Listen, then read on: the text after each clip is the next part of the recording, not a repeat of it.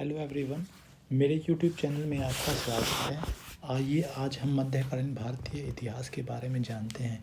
मध्यकालीन इतिहास से मेरा तात्पर्य मुस्लिम इतिहास लेखन से है, चाहे वो दिल्ली सल्तनत के इतिहासकार हों या फिर मुगल कालीन इतिहासकार हों। मध्यकालीन इतिहास लेखन को समझने के लिए हमें कुछ महत्वपूर्ण तथ्यों की तरफ ध्यान देना होगा। पहला, अधिकतर मध्यकालीन लेखक राज दरबार से संबंधित थे।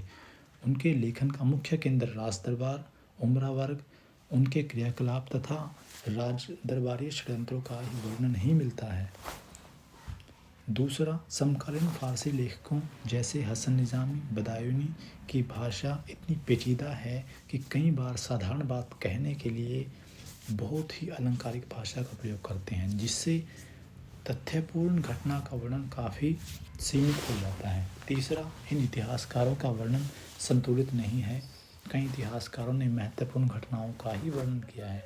चौथा, अधिकतर समकालीन फारसी लेखक घटनाओं की सही तिथियों को लिखने को महत्व नहीं देते, जिससे आधुनिक इतिहासकारों को तिथियों की निर्धारण में अनेक कठिनाइयों का सामना करना पड़ता है। पाँच, अधिकतर ग्रंथ सुल्तान व बादशाहों को समर्पित हैं, जिनमें उनकी गौरव गाथाएँ हैं तथा उनके वर्णन में अतिशयोक्ति झलकती है, जिससे इतिहास का वैज्ञानिक अध्ययन कठिन हो जाता है।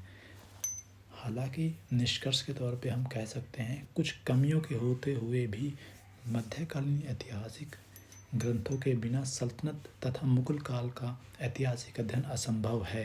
हालांकि आधुनिक युग की ऐतिहासिक मान्यताओं तथा तकनीक के आधार पर इनका अध्ययन गलत होगा, किंतु इस बात से भी दरकिनार नहीं किया जा सकता कि भारत में इतिहास लेखन को इस्लाम की शानदार धरोहर माना जाना चाहिए।